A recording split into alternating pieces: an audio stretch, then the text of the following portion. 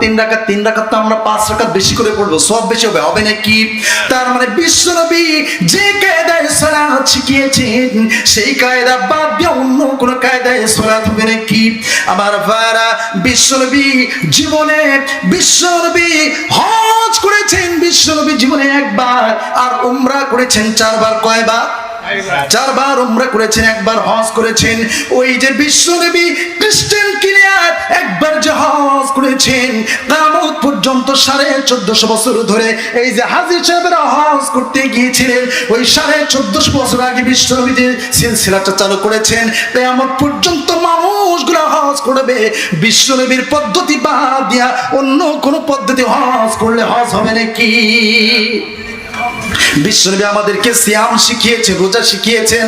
এখন বিশ্বনবী শিখালেন সুবহে সাদিক থেকে সন্ধ্যা পর্যন্ত, সূর্যাস্ত পর্যন্ত আমরা বিশ্বনবী শিখিয়েছেন রোজা রাখতে হবে। এখন চিন্তা করলাম রাত্রে খাবো আর ওই বেলায় গিয়ে সকালবেলা ভেঙে ফেলবো, হবে নাকি? তার মানে বিশ্বনবী যেমন করে সিয়াম শিখিয়েছেন তেমন করে পালন করতে হবে। বিশ্বনবী যেমন করে যাকাত দিতে বলেছেন তেমন করে যাকাত দিতে হবে। তার মানে বোঝা যায় বিশ্বনবীকে বাদ দিলে সালাত বোঝা যায় না, বিশ্বনবীকে বাদ দিলে রোজা বোঝা যায় না, বিশ্বনবীকে বাদ দিলে হজ বোঝা যায় না, বিশ্বনবীকে বাদ দিলে যাকাত বোঝা যায় না। আর বিশ্বনবীর বিরুদ্ধে যারা কথা বলবে তাদেরকে এমনি এমনি ছেড়ে দেওয়া যায় না।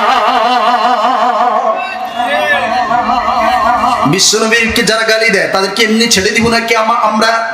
আমার ভাইরা, তোমরা যতই গালি দাও কিন্তু আমাদের সামনে গালি দিয়ে দেখো, জিহ্বাটা পায়ের নিচে ফেলে দিয়ে জিহ্বা টেনে ছিঁড়ে ফেলে দেবো। কথা বলো ঠিক কিনা?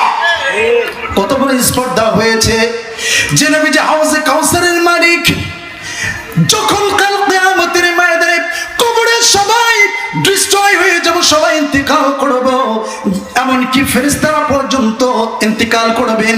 সর্বপ্রথম 4 জন ফেরেশতাকে আল্লাহ তাআলা উত্থিত করবেন, জিবরাইল সহ আরো 4 জনকে উত্থিত করবেন।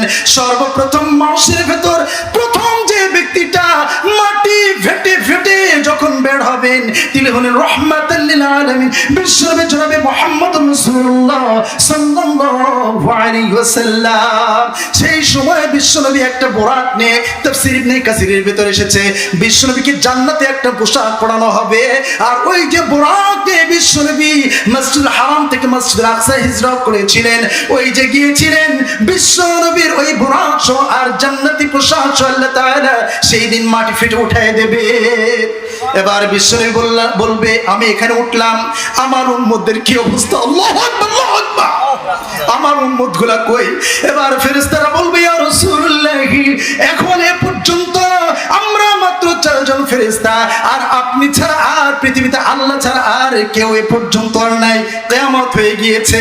এখন আস্তে আস্তে সকলকে মাটি ফেটে উঠতে হবে, মানুষগুলো হাহাকার করতে থাকবে, মানুষগুলা বছরের পর বছর শত শত কোটি কোটি বছর মানুষগুলা কবর থেকে উত্থিত হবে, মানুষগুলা তৃষ্ণার্ত হবে। আল্লাহ তাআলা এই মানুষদেরকে তৃষ্ণা নিবারণ করার জন্য হাউজে কাউসারের মালিক বিশ্বনবীকে বানায় দেবেন। আল্লাহু আকবার। সেই দিন হাউজে কাউসারের পানি কিন্তু সবাই পাবে না, সেই দিন হাউজে কাউসারের পানি তারাই পাবে যারা বেদাত করে নাই, বিশ্বনবীর সুন্নাহ অনুযায়ী আমল করেছে, আল্লাহকে আল্লাহ বলে মেনেছে, দল হিসেবে ইসলামী দল করেছে, নামাজ পড়েছে, রোজা করেছে, এবং ব্যক্তি যারা রাসূলকে ভালোবেসেছে তারা সেই দিন হাউজে কাউসারের পানি আল্লাহ তাআলা, এত তাফসীর ইবনে কাসিরের ভিতরে এসেছে, দুধের চেয়ে ধবধবে সাদা আর মেশক আম্বরের চেয়ে সুঘ্রাণ, আর এইটার এত স্বাদ হবে, পৃথিবীর সবচেয়ে সুস্বাদু মিষ্টি হচ্ছে মধু, তার চেয়ে মিষ্টি হবে এই হাউজে কাউসারের পানি। সুবহানাল্লাহ বলে। হাউজে কাউসারের মালিক কে? বিশ্বনবী মুহাম্মদ রাসূলুল্লাহ। সেই দিন বিশ্বনবী একজন একজন করে সবাইকে পানি পান করাবে, কিন্তু যখন একজন ব্যক্তিকে বিশ্বনবীর উম্মতি মুহাম্মদ একে দেবে না, এবার বলবে ও ফেরেশতারা বলবে ইয়া রাসূলুল্লাহ, আপনি এই ব্যক্তিকে এই হাউজে কাউসারের পানি দিতে পারবেন না। কেন দিতে পারবো না? বলবে যে আপনার ইন্তিকালের পরে যত বেদাত নতুনত্ব ইসলামের মধ্যে সৃষ্টি করেছে এই ব্যক্তি, এবং বেদাত করা ব্যক্তিকে সেই দিন হাউজে কাউসারের পানি দেওয়া হবে না। আমার ভাইয়েরা, হাউজে কাউসারের মালিক কে? বিশ্বনবী মুহাম্মদ রাসূলুল্লাহ সাল্লাল্লাহু আলাইহি ওয়াসাল্লাম। আমার বন্ধুগণ, আল্লাহ পাক রব্বুল আলামিন এই যে বিশ্বনবীকে এত আযীম, এত সম্মান দান করেছেন, আল্লাহকে এই জন্য যদি আমরা আল্লাহকে পেতে চাই, রাসূলকে ভালোবাসার দরকার কম না বেশি? আসতে বলবেন না, কম না বেশি? আল্লাহকে যদি পেতে চাই তাহলে রাসূলকে ভালোবাসতে হবে। কথা বলেন, কথা বলেন।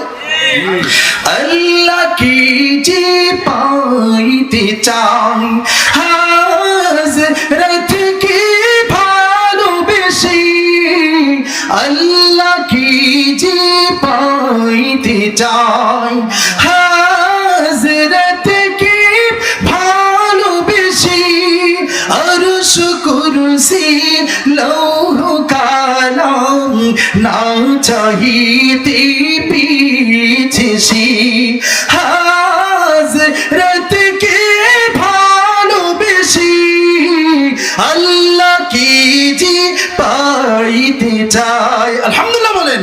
এই জন্য আল্লাহকে যদি পেতে চায়, রাসূলকে মহব্বত করতে হবে জীবনের চাইতে, কম না বেশি? আসতে বলবেন না, কম না বেশি?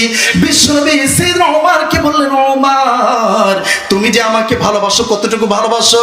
সাইয়েদনা ওমর বললেন, ইয়া রাসূলুল্লাহ, আল্লাহ তাআলা পৃথিবীতে আমাকে জাগতিক যত সম্পদ দিয়েছেন, যা দিয়েছেন, একটা জিনিস বাদে, আমার মৃত্যু ছাড়া আমি সব কিছু আপনার জন্য কোরবানি করব। বলুন সুবহানাল্লাহ।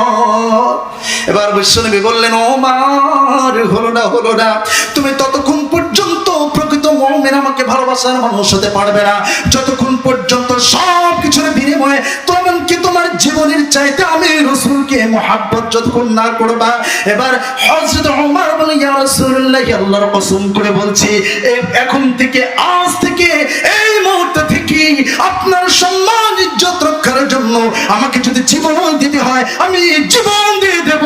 এরপর আপনার সম্মান ইজ্জত রক্ষা করার জন্য আমি আমার জীবন দিয়ে দেব, আপনার সম্মান নষ্ট হতে দেব। বলুন সুবহানাল্লাহ। কি সাহাবী তারা ছিলেন, তারা কি মুসলিম ছিলেন? আমার ভাইরা, সেই সময়ের মুসলমান ছিল, এখনো মুসলমান রয়েছে, কিন্তু সেই ওমরের যুগ, সেই ওমর যে ছিলেন, কিন্তু এখন আর সেই ওমর আর নেই। কথা বলেন, কথা বলেন। এই জন্য রব্বুল আলামিনের কাছে ফরিয়াদ করি, রব্বুল আলামিন এই 90-95 ভাগ মুসলমানের দেশে তুমি আমাদেরকে এমন একজন ওমর দিয়ে দাও, যে ওমরের মাধ্যমে কোরআন রাষ্ট্রীয় পর্যায়ে নিয়ে গিয়ে বিশ্ব নবীর যারা গালি দেবে তাদেরকে হত্যার রায় কার্যকর করার তারা অনুমতি দেবে। কথা বলেন ঠিক কিনা? আমার ভাইরা, বিশ্ব নবীর চরিত্র সম্পর্কে জিজ্ঞেস করা হয়েছে, আল্লাহ তাআলা কোরআনুল কারীমের ভেতর সুন্দর করে জানিয়ে দিচ্ছেন, ওয়া ইন্নাকা লা'আলা খুলুকিন আযীম। নবী, আমি আপনাকে এমন চরিত্র দিয়েছি যেই চরিত্র নিয়ে চিন্তা করার মতো, গবেষণা করার মতো জেহেন শক্তি পৃথিবীর মানুষকে আমি দেই না। আল্লাহু আকবার। আয়েশা সিদ্দিকাকে প্রশ্ন করা হলো, আপনার স্বামী মুহাম্মাদের চরিত্র কেমন? আয়েশা রাদিয়াল্লাহু তাআলা আনহা বললেন, আমার নবী মুহাম্মদ, আমার স্বামী মুহাম্মাদের চরিত্র হচ্ছে কোরআনের চরিত্র। বলুন সুবহানাল্লাহ। উম্মে সালামাকে প্রশ্ন করা হলো, তোমার স্বামী মুহাম্মাদের চরিত্র কেমন? উম্মে সালামা বললেন, আমার স্বামী মুহাম্মদ যখন রাস্তা দিয়ে হেঁটে যায় তখন আমাদের চোখের নজর দিয়ে আমরা দেখতে পাই যেন জীবন্ত কোরআনুল কারীম হেঁটে যায়। কি নবী আমরা পেয়েছি! আল্লাহু আকবার বলেন। আমার ভাইরা, আল্লাহ পাক রব্বুল আলামিন আমার রাসূলকে এমন জীবনে কিছু গুণাবলী দিয়েছিলেন, এই পৃথিবীতে যত পয়গম্বর এসেছেন, যত মানুষ এসেছেন, এমন স্পেশালি কিছু গুণ যা রাসূলকে দিয়েছিলেন, কোন পয়গম্বর, কোন মানুষকে আল্লাহ তাআলা সেই গুণ দেন নাই। বলুন সুবহানাল্লাহ। আল্লাহ পাক রব্বুল আলামিন বিশ্বনবীকে এমন গুণ দিয়েছিলেন, বিশ্বনবীর হাতের আঙ্গুলের শাহাদাত, আঙ্গুলের হাতের ইশারায়, নখের ইশারায় চন্দ্র দ্বিখণ্ডিত করার ক্ষমতা আল্লাহ তাআলা দিয়েছিলেন। সুবহানাল্লাহ বলবেন না? আমার ভাইরা, বিশ্বনবীকে 8-10টা এমন কিছু বড় বড় গুণ আল্লাহ তাআলা দিয়েছিলেন। তার ভিতরে এক নাম্বার হচ্ছে বিশ্বনবীর হাতের আঙ্গুলের ইশারায় চন্দ্র দ্বিখণ্ডিত করেছিল।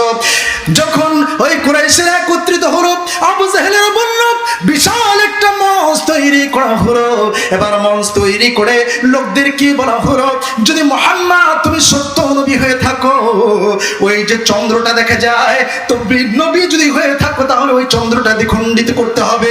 আমার ভাইরা, তারা চিন্তা করলো মুসা আলাইহিস সালাম তো নবী ছিল, আল্লাহর পয়গম্বর ছিল, তিনি তো হাতের লাঠি দিয়ে একটা বাড়ি দেওয়ার সঙ্গে সঙ্গে 1-2 টানা 12টা রাস্তা হয়েছিল। কিন্তু তিনি চিন্তা করলেন মুসা যে নবী, এটা প্রমাণ করার জন্য তিনি ওই যে লাঠি দিয়ে পানি দ্বিখণ্ডিত করেছিলেন।